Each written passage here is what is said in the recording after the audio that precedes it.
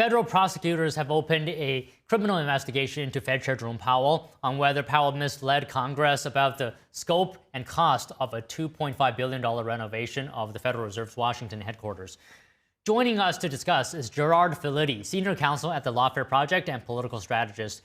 So Gerard, the cost has ballooned up to from $2.5 billion. Is there a case here in your view? Well, that's certainly up to Congress to investigate how our taxpayer dollars are being spent, whether they're being spent in a responsible way, and whether there have been misrepresentations that have driven up the cost. So this is certainly something that Congress can look into. This is certainly something the DOJ can investigate. The big question is, what, if anything, this investigation will reveal. Okay, what exactly would prosecutors have to prove to actually charge Powell with lying to Congress? Well, that's the complicated part, and what makes it a more complicated case is you'd have to prove some element of intent, an intent to mislead Congress, an intent to give knowingly false information. If Powell, for example, mistakenly used numbers or gave mistaken information, believing it was accurate, that's not something that he would be successfully prosecuted for. So the DOJ would have to prove some element of intent to mislead or intent to misrepresent, and that is a very difficult hurdle. Okay, I want your comments on what Powell said, that this is undermining the independence of the Fed. He says this is politically motivated. What is your reaction to that? I think we've seen in a lot of cases where people are alleging that prosecutions are politically motivated. That seems to be a kind of a default answer these days if you are a political or politicized figure. However, we need to have faith that the justice system works independent of political considerations. The Justice Department does not seem to have been instructed by the White House or by President Trump to conduct this investigation. And ultimately, whether or not there is a charge or a contempt charge or anything against Powell does not affect his ability or his current tenure as chairman of the Fed, which will, by the way, be expiring in May of this year anyway.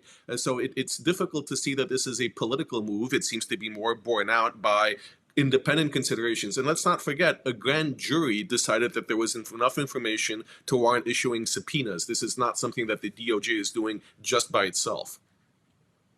Okay, is this going to impact the Fed's independence?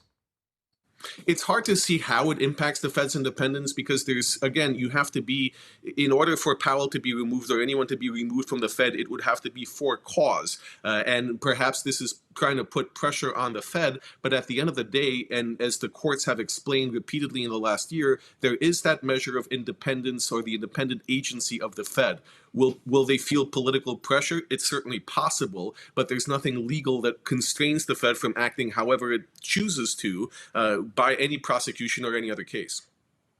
So in the broader context, is it unprecedented for a sitting Fed chair to face criminal investigation?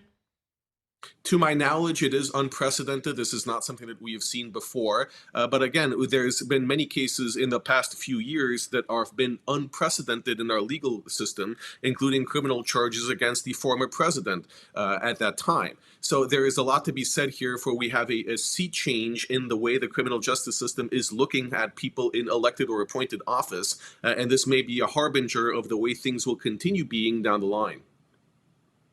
So Gerard, I would like to ask you this. I've been pondering about this.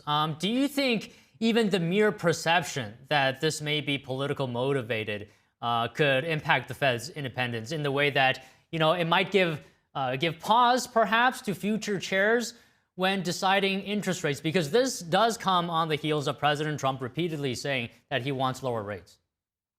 I think it's fair to say that President Trump has been very vocal in expressing his dissatisfaction with the Fed and perhaps even threatening all manner of things in the last year. But at the end of the day, nothing has come of it. And the Fed has made the decisions it has made, which are still contrary to the president's wishes, despite any pressure that was brought to bear. So I do think there is something to be said for toning down the rhetoric and letting the Fed, letting economists use their independent judgment. But at the same time, I think that should be independent of whether or not there are prosecutions. And of course, we don't want to see the legal system abused to put political pressure on people.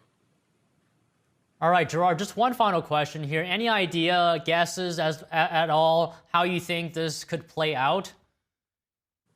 Well, I think that by the time the grand jury or the DOJ makes any decisions on charging, Powell will no longer be chairman of the Fed. Remember, his term expires in 4.5 months.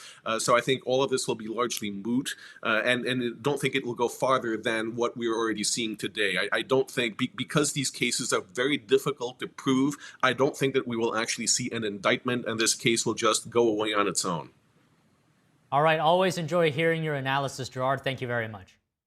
Oh, thank you.